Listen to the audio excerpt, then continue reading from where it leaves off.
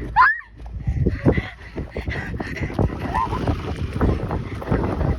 na! Nandito si Ashley!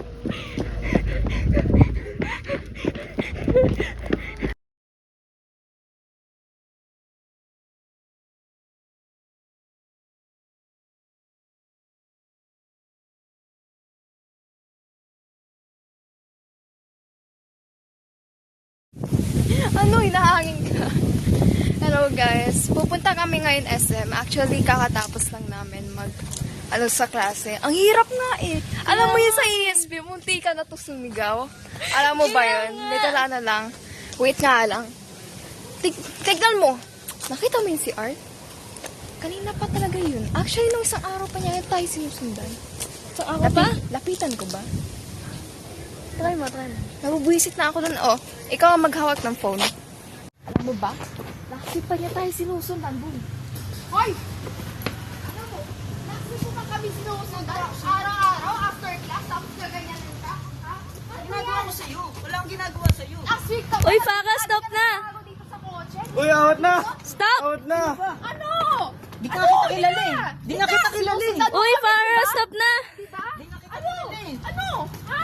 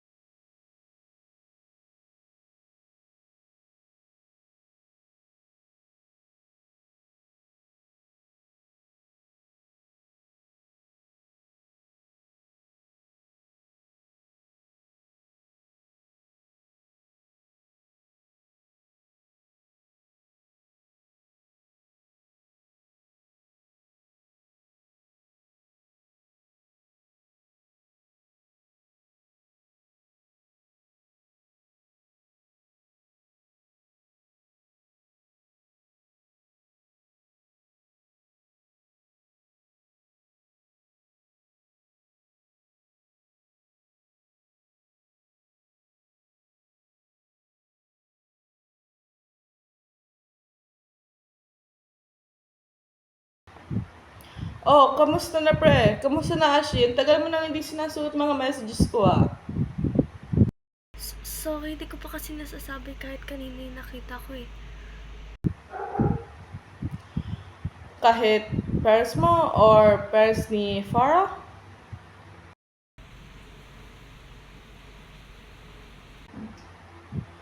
Ano ba kasi yung mga nakita mo? At saka, ilan nga yung mga nandoon?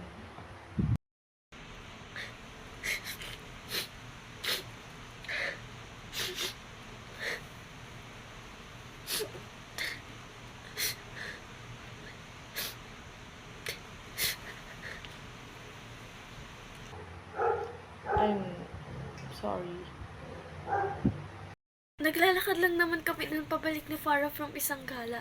Hindi naman mukhang dangerous yung place na nilakaran namin eh. Iniwan ko lang siya saglit kasi nagtapon ako ng basura.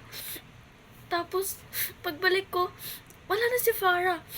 Bigla na lang ako nakarinig ng isang malakas na sigaw na parang gustong humingi ng tulong. Tapos nung hinanap ko kung saan galing yung sigaw, nakita ko na lang siya sinasaksak ng isang lalaking hindi ko naman mamukhaan kung sino. Sa sobrang kaba ko, hindi ko na siya natulungan. Ni-record ko na lang. Kasalanan ko to. Bakit ko pa kasi siya iniwan mag-isa?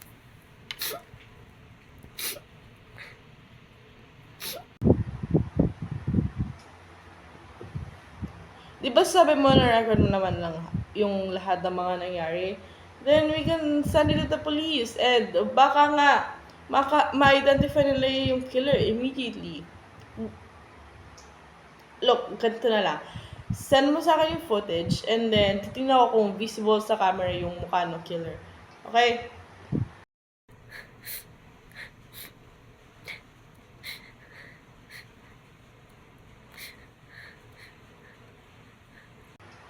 Hold on.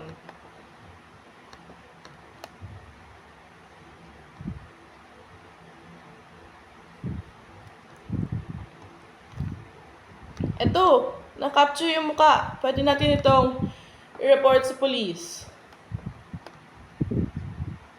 Yan yung totoong mukha niya, Mick. Tignan mo lang maigi. He's wearing a mask.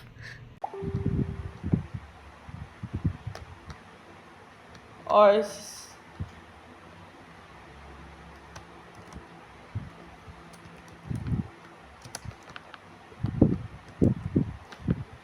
look, ganito na lang. Sasamahan kita sa police station kasi ito lang naman yung way para mahuli na yung pumatay kay Farah. Or, ganito na lang. Ako na lang yung pupunta, tapos ikaw magpahinga ka na lang dyan. I know what you've been through, pre. I know you're tired of what happened these past few days. Kaya ako na lang. Mikaela, na-killer also sa your face. Baka nga hinahanap ka na rin nun eh. Ha? Hindi yan. Tsaka, sobrang dilim na nun. Nung nangyari yon. And plus, ang layo ng lugar na yun dito. So, it's quite and kind of impossible na nakita pa nila ako. Nor they know where I live. Still, kahapon nga nung pabalik ako galing sa isang store, parang may nasunod sa akin or something. Look, hindi yan. Gusto mo ng hustisya para kay Farah, di ba? So, ibibigay natin sa kanya yon. And, para hindi ka na mag-worry, I will record everything na mga mangyayari once I went to the police station. And, pauwi, just so you know na walang sumusunod sa akin. And furthermore, na you have proof na safe ako. Di ba? Ano yan? End the call na. Ingat, bro. Bye!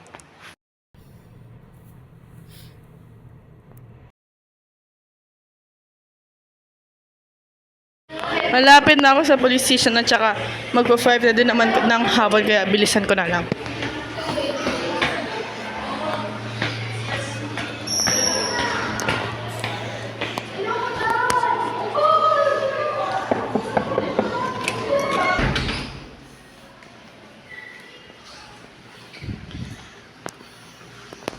Good afternoon sa inyo. Ano ang maaari kong itutulong?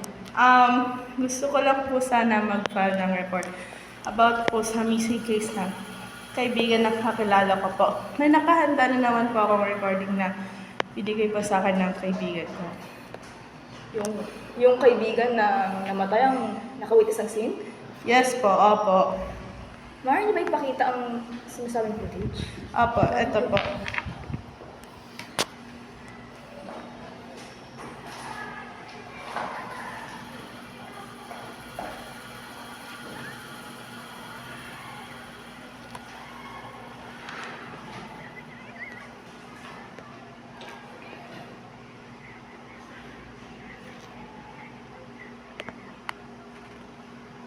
Sige.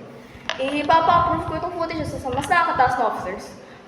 For now, fill-upan niyo muna ang form na ito tungkol sa mga detalye ng mga pangyayari. At ibibigay ko na rin yung phone number. Ibigay mo rin yung phone number ng kaibigan mo na nakawitness ng scene para makausap namin sila. At huwag na po kayo mag-record dito. Okay. Sige po, wait po.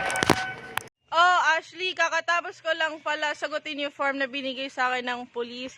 And the reason why hindi ako nakapag-record that much is because din pala nila ako in another room para makausapan ng ibang police officers. And mahuli rin yan, Ashley, huwag ka mag-alala.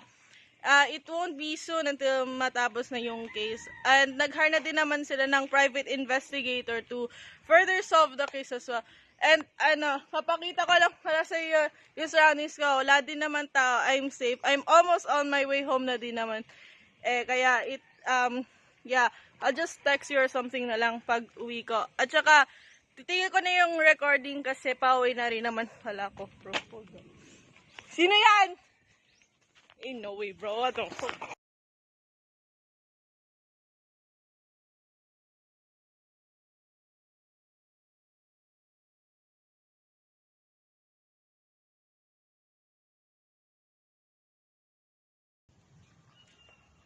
Gago.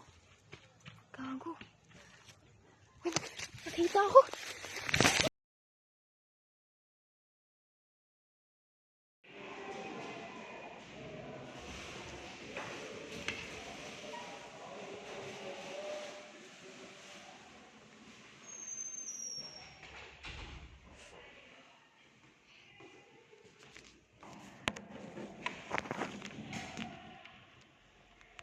Magandang hapon sa iyo. Ako po ay na-assign na investigator para sa kaso ng dalawang kaibigan mo. Alam ko na hindi ito madali para sa iyo, pero subukan mo makipag-cooperate sa mga itatanong ko tungkol sa nangyari. Ito lang paraan para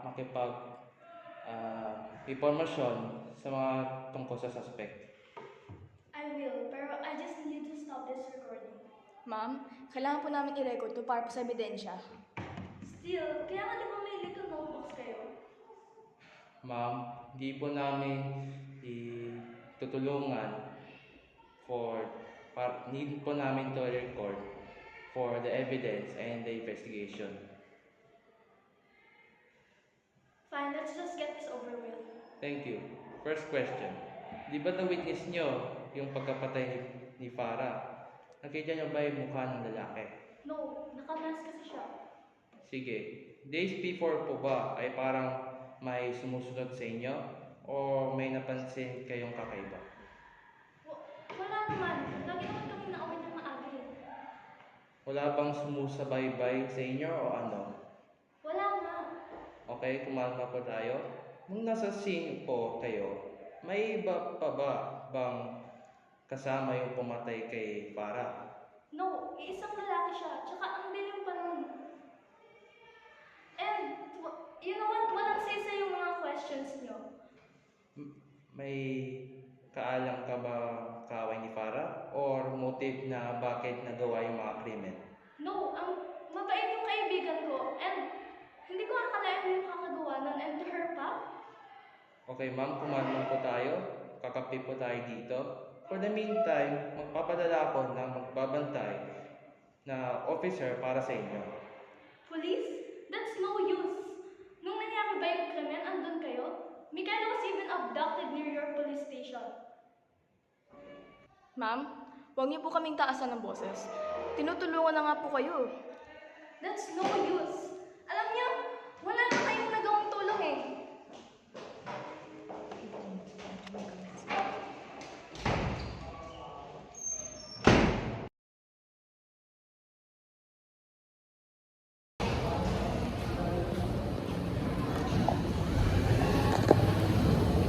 Hello everyone, I am the friend of the two missing people named Farah Clarine and Mikaela Espanola.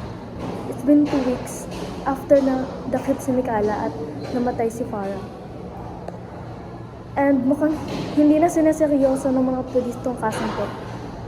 Kaya't hindi na ako makapag-antay pa. Kaya ako na mismo ang hanap ng hustisya para sa kanilang dalawa. Simula ngayon, i-record ko na lahat ng gagawin ko related sa kasong to. I've been in contact with Eugene Montenegro, ang taong naka-witness at naka-record ng pagtakip kay Mikaela. At makikipagkita ako sa kanya bukas. As for Mikaela, huwag ka mag-alala. It won't take long before kita mahanap at maligtas. Till then, I hope wherever you are, ay ligtas at makakakain ka ng maayos. Yun lang for now. Thank you.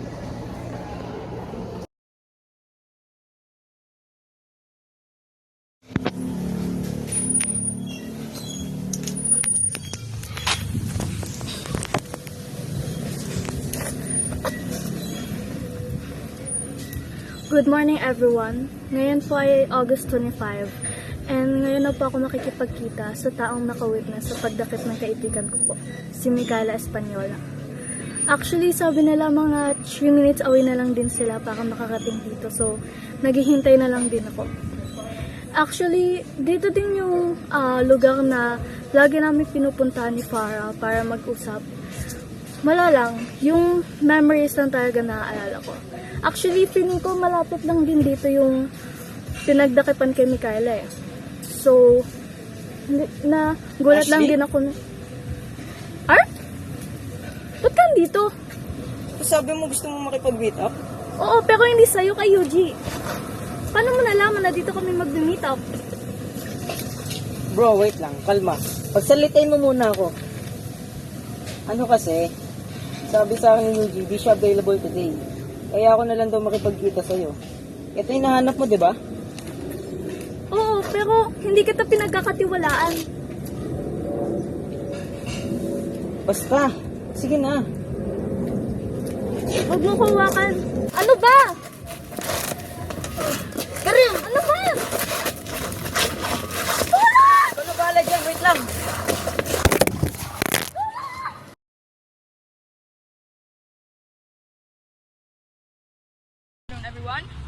place where nearby citizens have heard the multiple screams of help.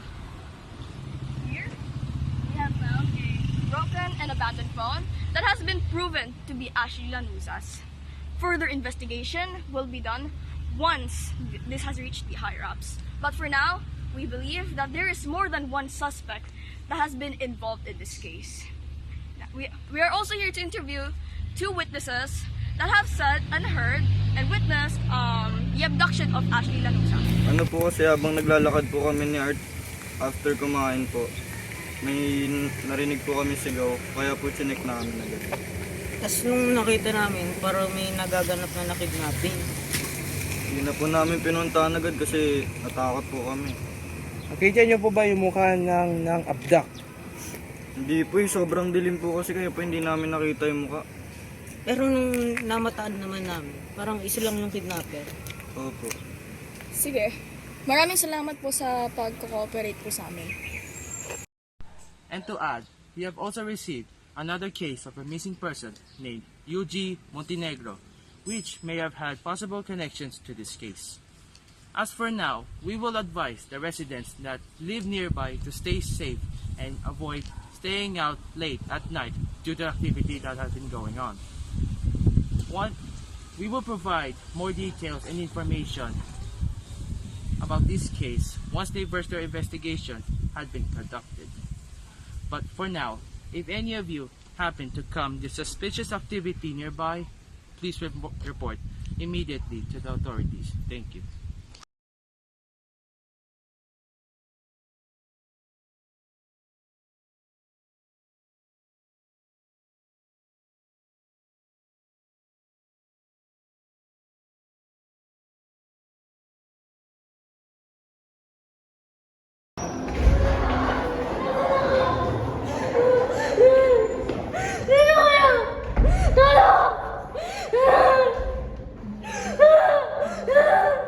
Huwag ka maingay! Nasaan sila? May kanasan mo na sila dinala! Huwag mo pagkasa ng boses. Nasaan ako? Tulong! Kaalala mo ba yung ginawa sa kapatid mo si Art? Diba sinakali mo siya? Sa akin na! Hindi na!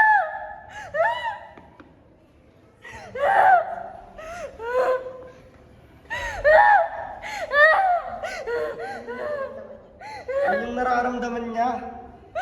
Habang binubuli niya siya. Diba gusto mo yan?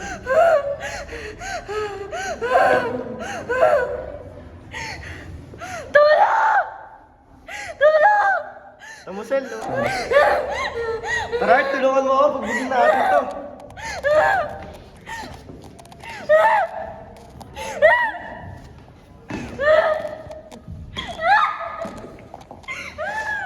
Bahala ka na dyan, mabulok ha.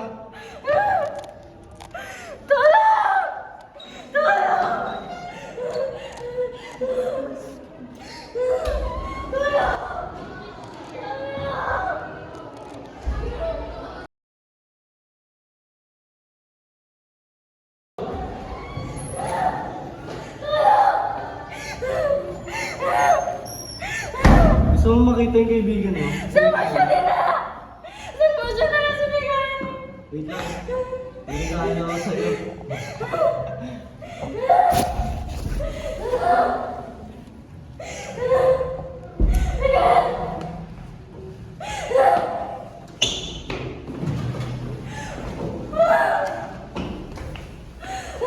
Yan, i-open mo.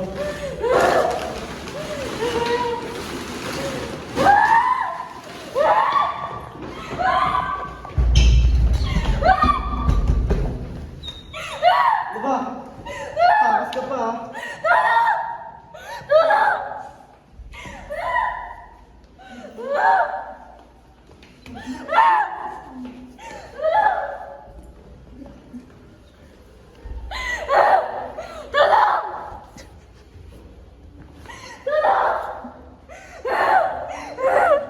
Ano? Tatakas ka pa? Tatakas ka pa?